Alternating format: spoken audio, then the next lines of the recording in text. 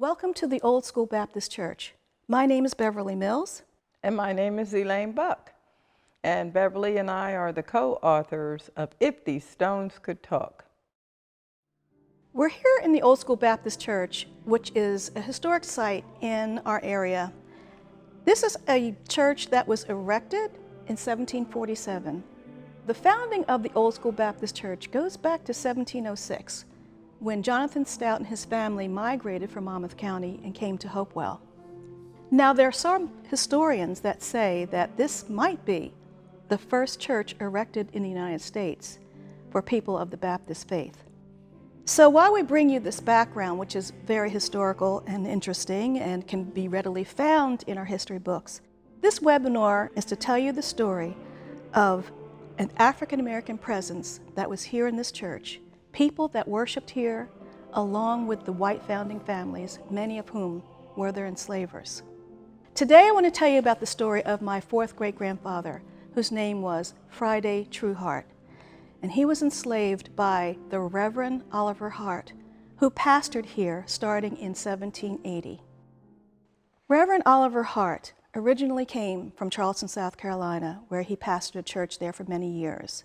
So during the Revolution, he was a huge patriot, and while he was also a very well-known preacher, he also went along the countryside to tell people the reasons why we had to break away from the British.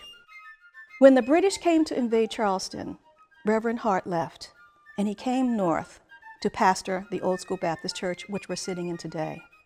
When he came to Hopewell, he brought with him a 13-year-old boy who was enslaved, whose name was Friday Trueheart. And Friday was my fourth great-grandfather. So young Friday Trueheart was among roughly 30 other African Americans who worshiped here at one point. Now, it's interesting to say that not all of the Africans that were here were enslaved, that some were free. And we do have a list in our book, If These Stones Can Talk, of the worshipers here that were people of color. And Elaine will tell you a few names of those people that worshiped here, along with their white parishioners. In our book here, we have listed William Stives as being a member here, and September 21st, 1799, he becomes a member of the Old School Baptist Church, along with Friday Trueheart. We also have a list of some of the others, and they were brought here to church belonging to some of the well-known founding families for this area. We have somebody named Off, and he was a black belonging to Hezekiah Stout.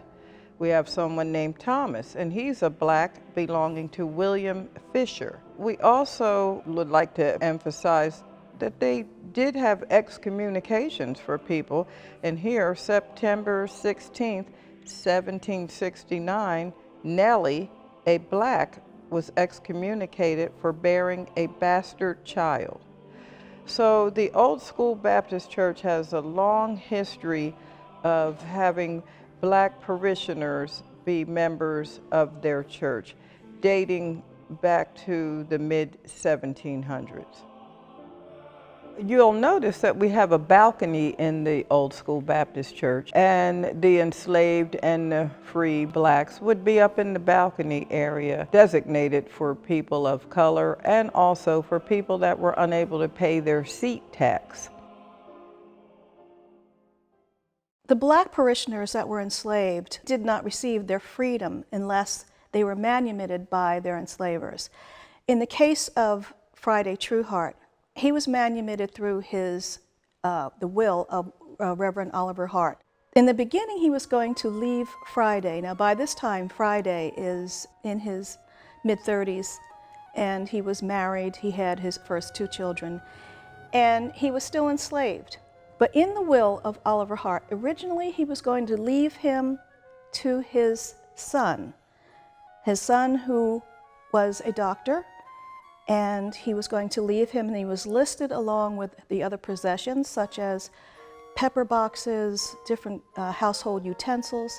He was listed among those kind of possessions.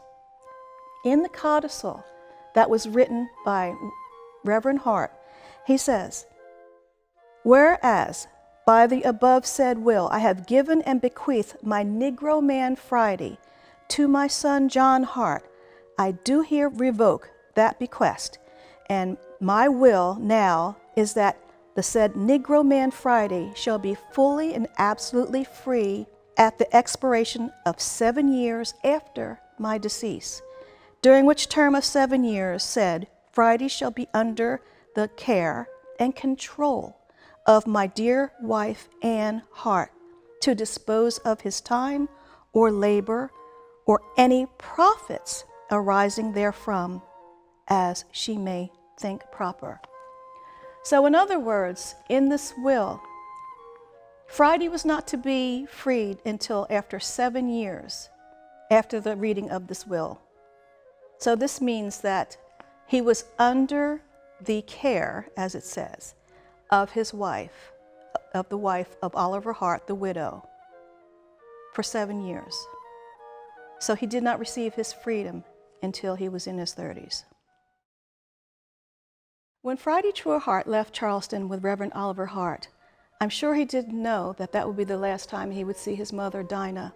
Oliver Hart purchased Friday when he was 3 years old, and his mother, Dinah, was roughly 20. When Friday arrived in Hopewell, he spent the rest of his life here. He married, he had children, and made his home, once he was manumitted, up in a cabin in the Sourland Mountain.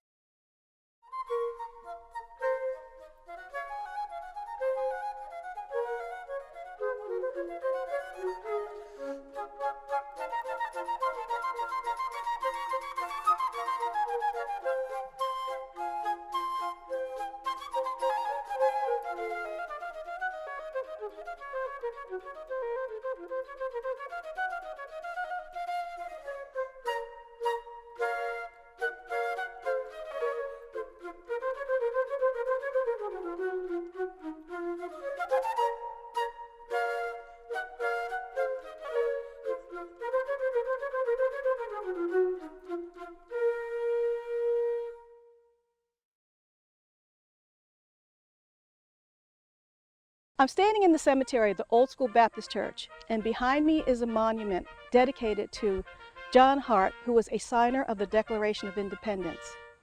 So like most of the founding fathers, John Hart was a slave owner, and he owned 4 slaves right here in Hopewell, New Jersey. His plantation is not too far from where we're standing right now. And as one of the founding fathers, I'm quite sure that he believed when he wrote in the Declaration that all men are created equal and endowed by the Creator with certain unalienable rights. But did these words pertain to all? We have to remember that while they were drafting the Declaration of Independence, there were some 14,000 people still in bondage right here in New Jersey. And we cannot forget about the 9,000 African American men who fought alongside their white brethren for the democracy of this nation.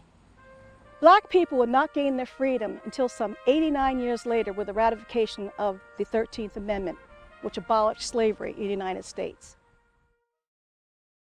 Next to the monument of John Hart is the stone that Colonel Joab Houghton stood on when he called to make his case for volunteers to join him against the British.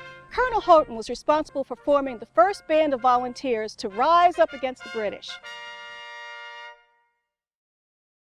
In 1778, the British were pursuing Washington and the Continental Army across New Jersey.